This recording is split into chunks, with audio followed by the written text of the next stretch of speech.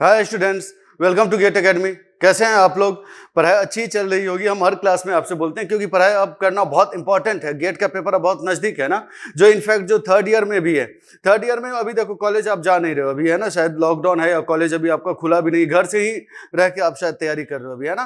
तो आपके पास अभी बहुत अच्छा खासा टाइम है, तो अभी ही मोस्ट ऑफ द सब्जेक्ट अभी कर लो अच्छे से। तो जब आप फाइनल ईयर में जाओगे तो आपको थोड़ा सा जो है ना, जो जब गेट का पेपर आएगा नेक्स्ट ईयर आप लोगों के लिए, जो थर्ड ईयर में उनके लिए हम बात ये बोल रहे हैं, तो उतना बर्डन उस टाइम पे नहीं रहेगा और फिर प्रैक्टिस करते जाना तो रैंक इंप्रूव हो जाएगा।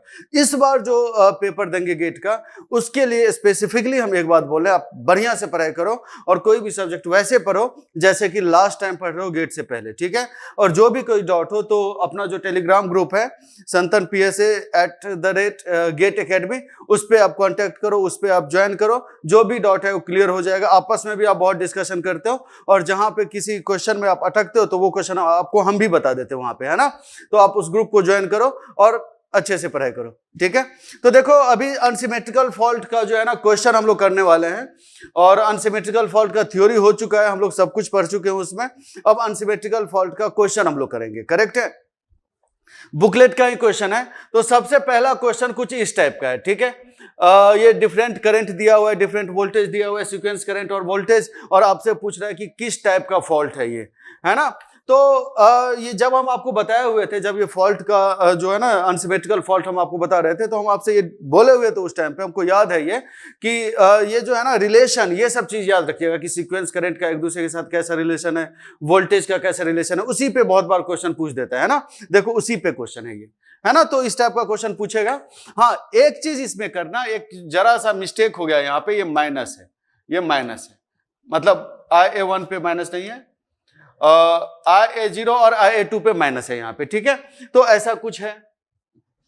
आपसे ये पूछेगा आप ये किस टाइप का फॉल्ट है, तो आपको एक चीज नोटिस करना है कि जैसे देखो सिंपल सी बात हम आपको बता रहे हैं, एक बार 1 मिनट में हम आपको रिवाइज भी करवा दे रहे हैं।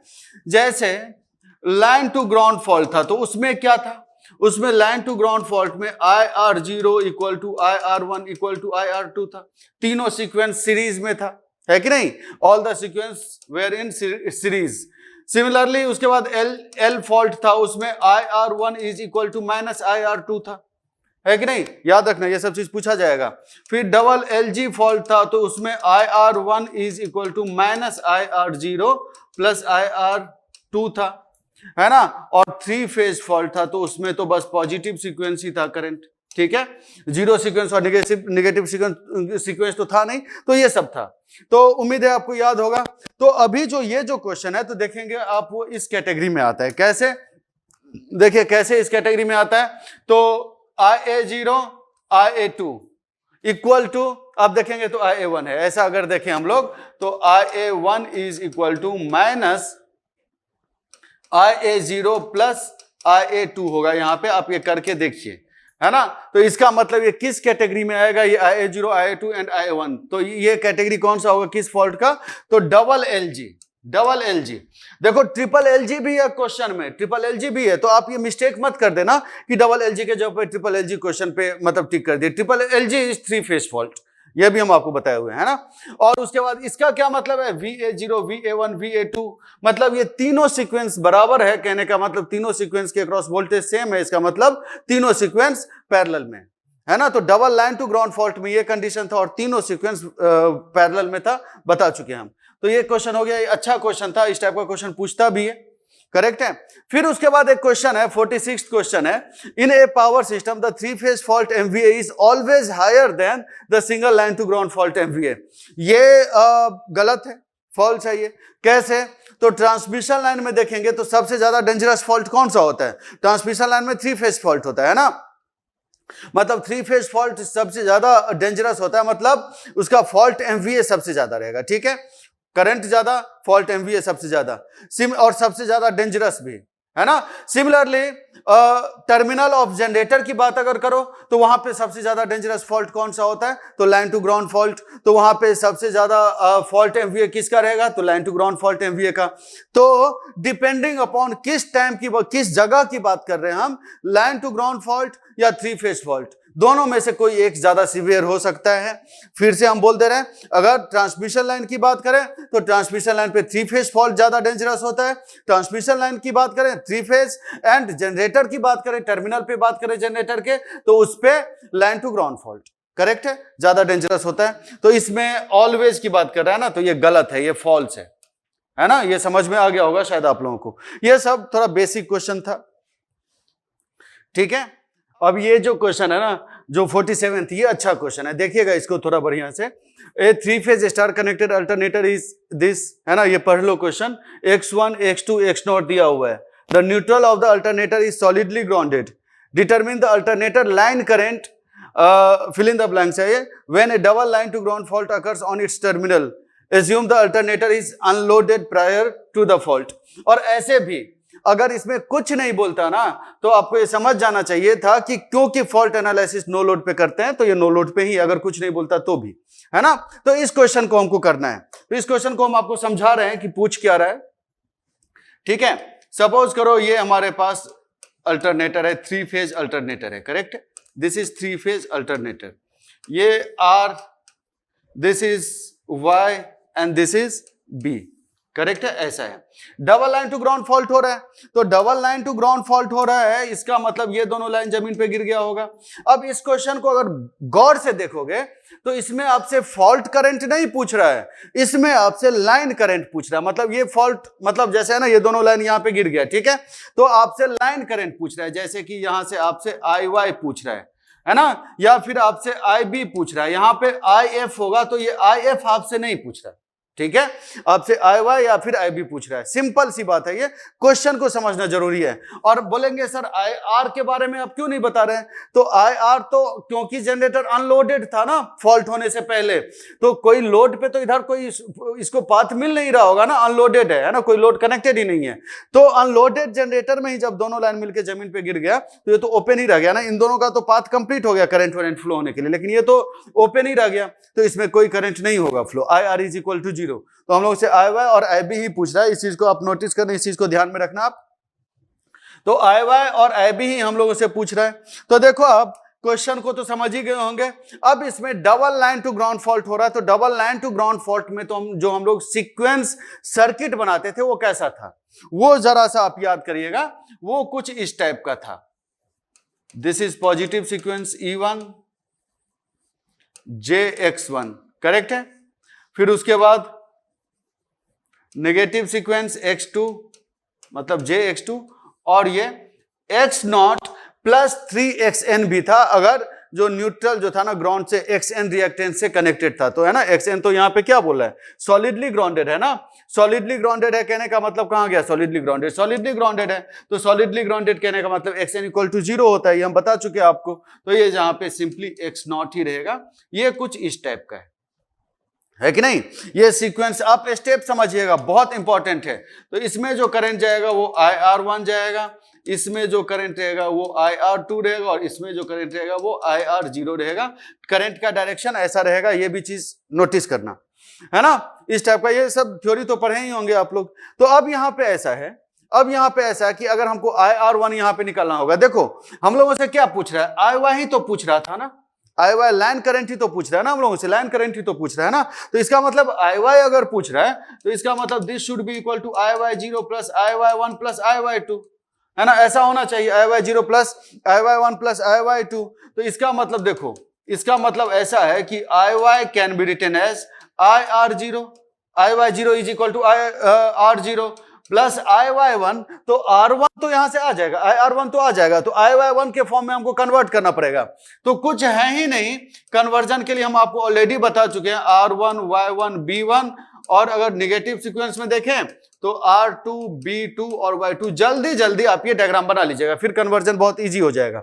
अब IY1 है, तो IY1 को हम लोग R1 के फॉर्म में लिखना चाहें तो क्या होगा, अल्फा स्क्वायर, तो अल्फा स्क्वायर IR1 मतलब 240 डिग्री, 240 से रोटेट करेंगे तभी तो यहां पे आएगा ना, समझ रहे हो मेरी बात। और IY2 अब कितना होगा, IY2 is equal to alpha into IR2, समझ गया ये चीज। तो अगर IR0 IR1 IR2 आ गया तो बस आ जाएगा, IY भी आ जाएगा हम लोगों का, है ना।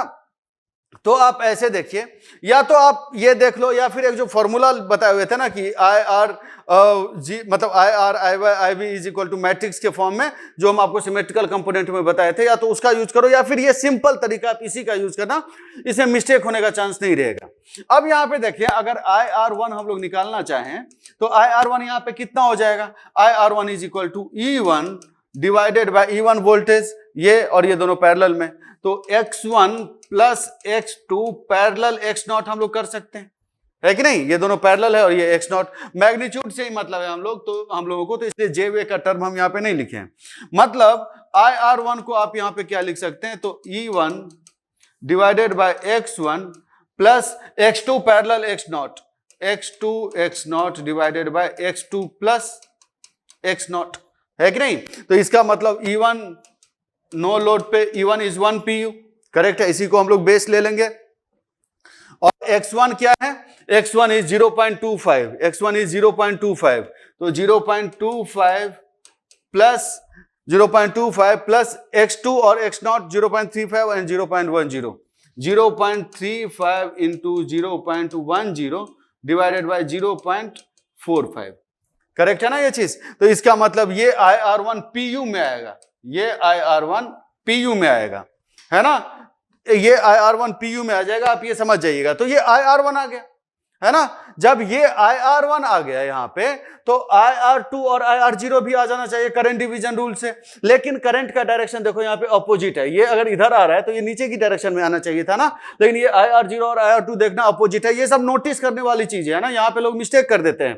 तो इसका मतलब यहाँ पे क्या होना चाहिए, IR0 अगर हम लोग निकालेंगे तो IR0 यहाँ पे क्या होना चाहिए, IR0 is equal to minus इसलिए क्योंकि करंट का डायरेक्शन अपोजिट हो जाए, तो IR1 into x2 divided by x2 plus x0, x2 plus x0, यही आ जाना चाहिए था IR0 में, है ना, current division rule. Current IR1 तो पता ही है, तो IR0 भी आ जाएगा।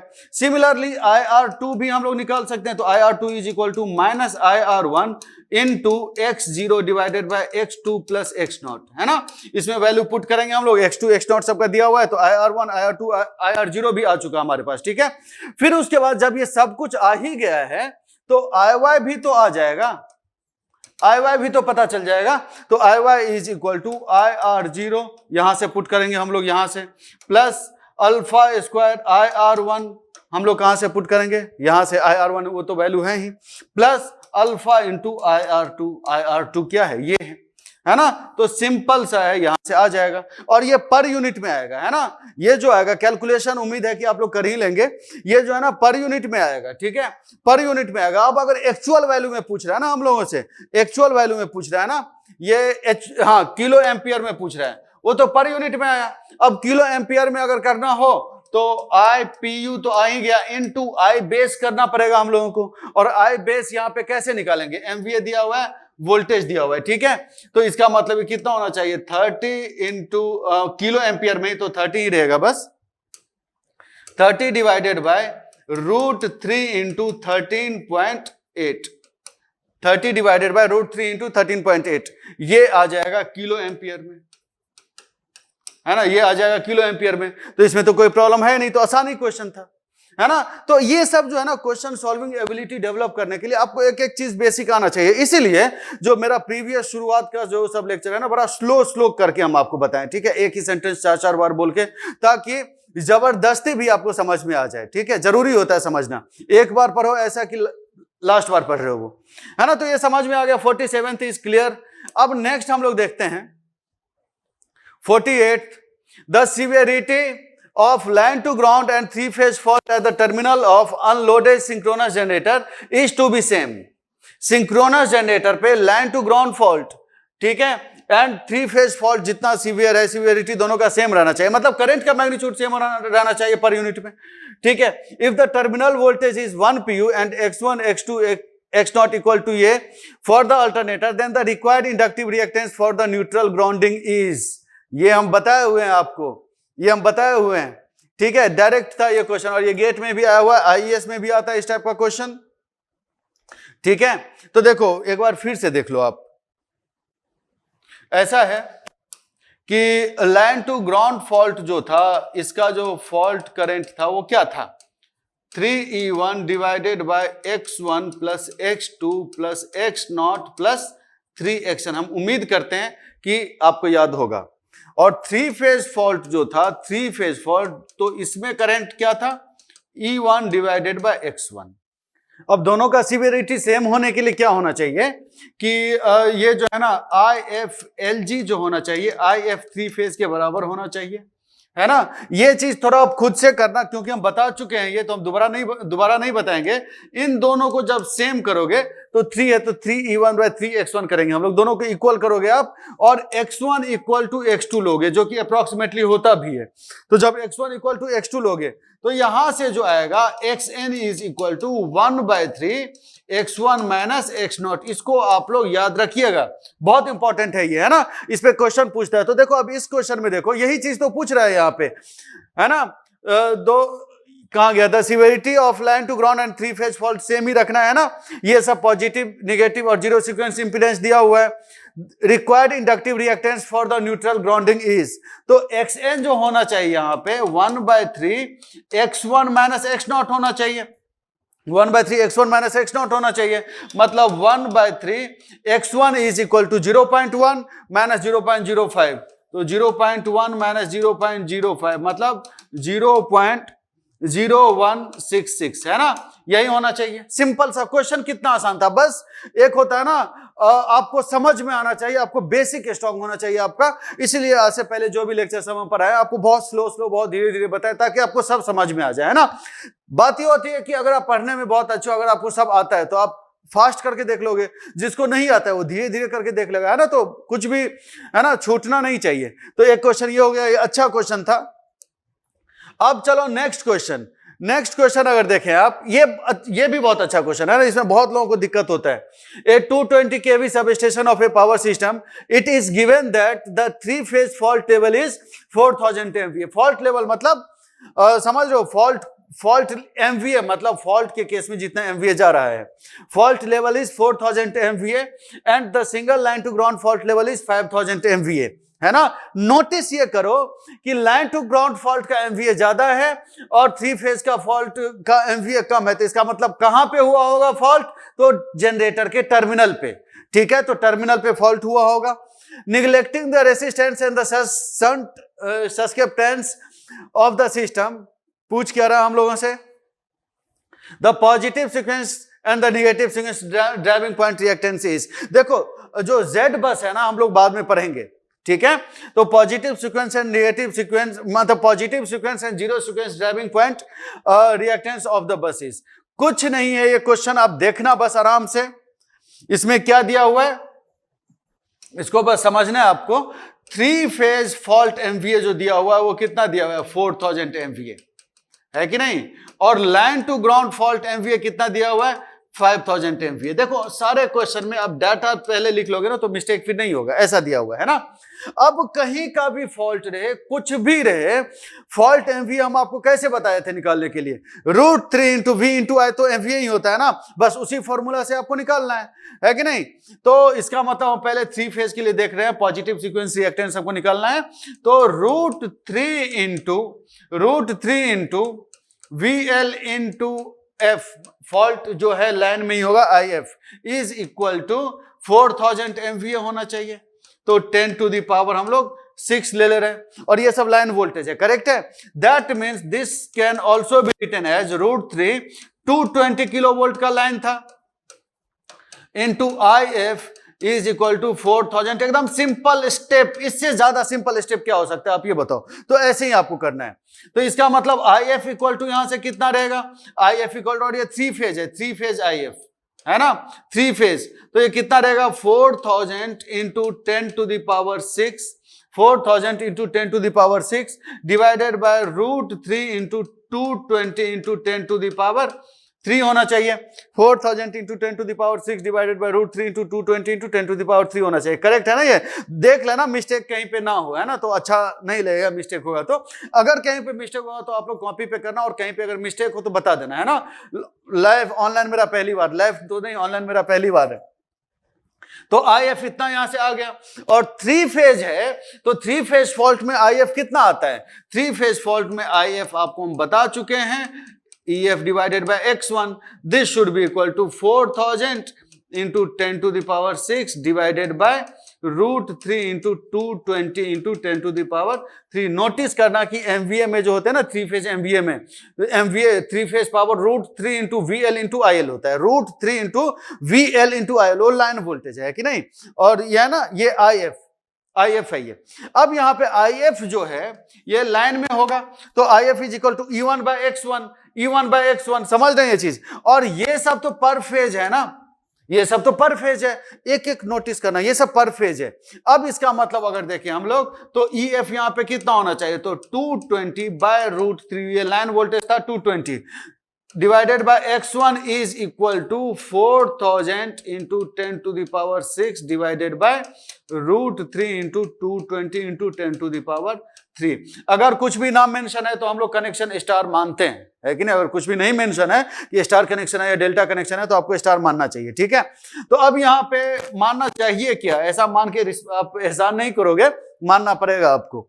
तो x1 इक्वल टू यहाँ पे कितना होना चाहिए, 220 by √3 into √3 into 220 into 10 to the power 3 divided by 220 by √3 into 220 into 10 to the power 3 divided by 4000 into 10 to the power 6। Sorry, यहाँ पे 10 टू द पावर 3 भी तो होना चाहिए, तो ये 10 टू द पावर 6 हो जाएगा। ऐसा हो गया। बस हम इसको कैलकुलेट करें, इसको कैलकुलेट करें तो ये कैसे आ जाएगा, कितना आ जाएगा। 1 मिनट आप लोग रुकिए, हम आपको कैलकुलेट करके बता रहे हैं, बस 1 सेकेंड। तब तक आप करो, तब तक आप आराम से करते रहो और बताओ आप कितना। ये 220 into 220 divided by 4000 and this is 12.1 ohm, 12.1 ohm option में है, 12.1 ओम, 12.1 ओम, हाँ यस ये है ना।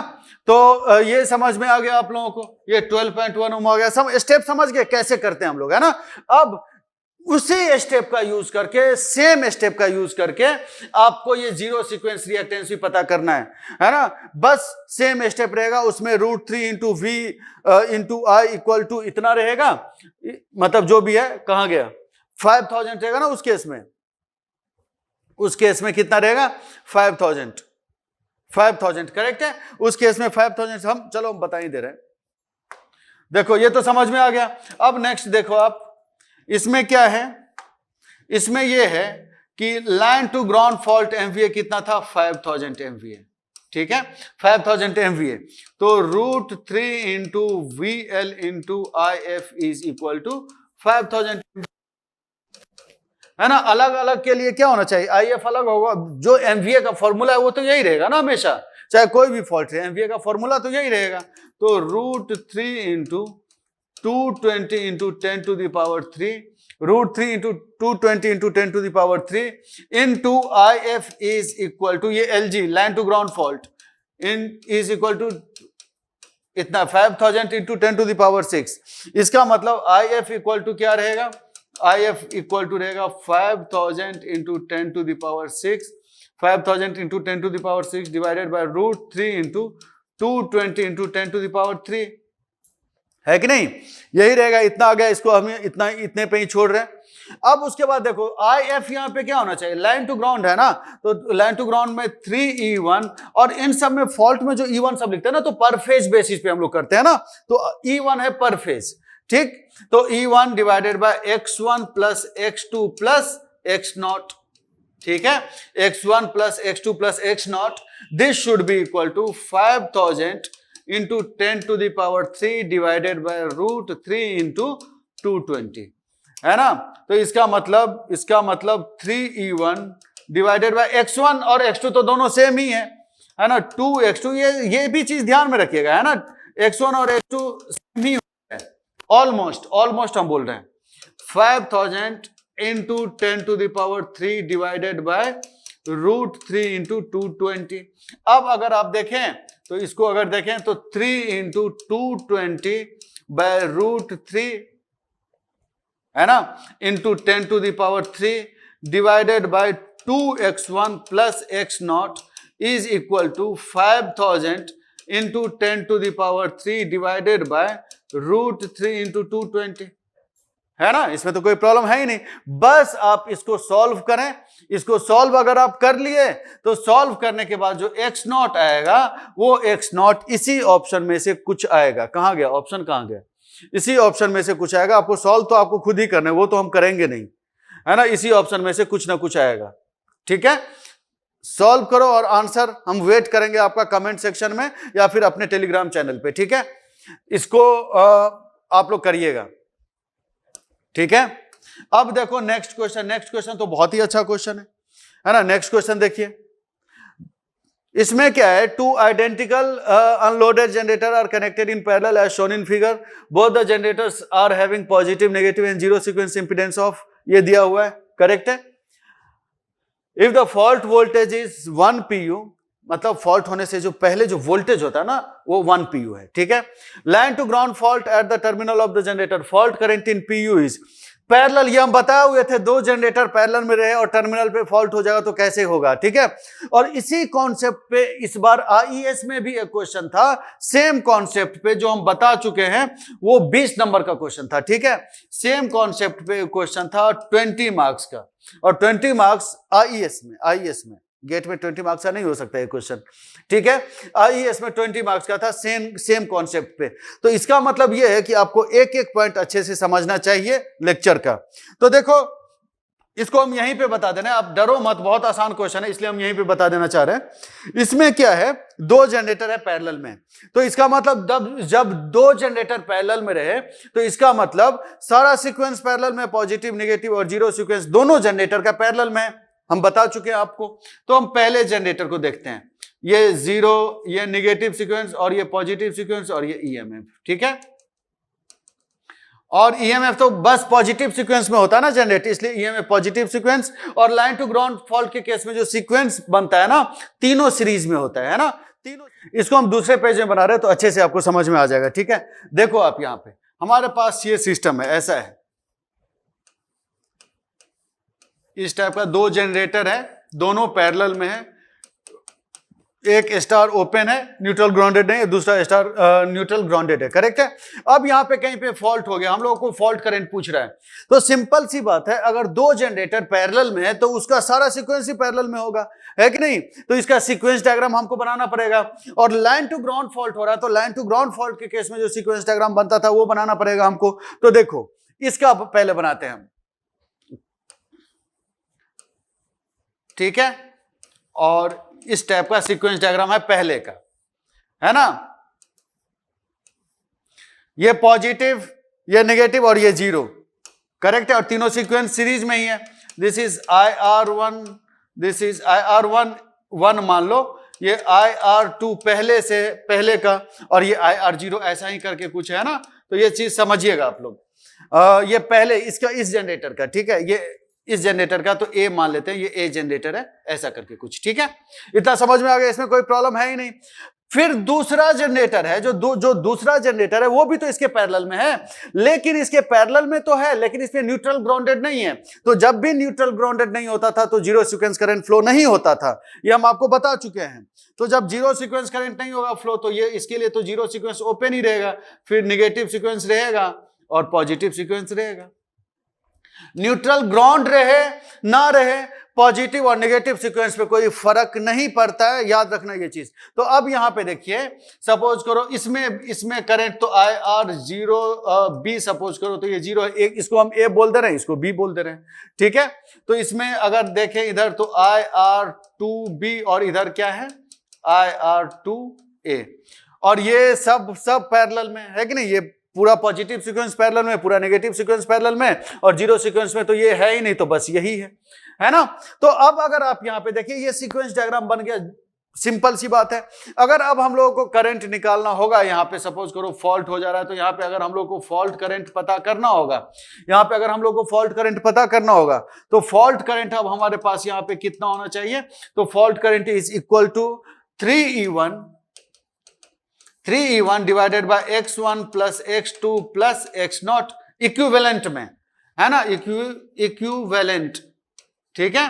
तो अब इसका मतलब x1 इक्विवेलेंट अगर हम लोग देखें तो x1 इक्विवेलेंट कितना रहेगा, x1/2, दोनों पैरेलल में है कि नहीं, दोनों पैरेलल में x1/2 अगर इक्विवेलेंट निकालेंगे यहां पे, तो इक्विवेलेंट मतलब अगर निकालेंगे तो यहां पे क्या होगा, ये भी वोल्टेज 1 pu, ये भी वोल्टेज 1 pu, दोनों सेम 1 pu, ये jx तो पैरेलल क्या होगा, x1/2 ही होगा ना, थेवेनिन इक्विवेलेंट निकाल लेना यार, है ना, x1/2 ही होगा ना इस पॉइंट पे, ठीक है। तो x1 equivalent is x1/2, x2 equivalent यहां पे क्या होगा, x2/2, x2 equivalent is x2/2, ये दोनों पैरेलल में है कि नहीं। बट x0 इक्विवेलेंट यहां पे क्या होना चाहिए, x1 equivalent is just x0, क्योंकि दूसरे का तो न्यूट्रल ग्राउंडेड नहीं है, तो इधर से तो करंट जाएगा ही नहीं, तो ये ओपन सर्किट है, तो मतलब बस यही आएगा, पैरेलल में कुछ है नहीं तो बस यही आएगा, ठीक है।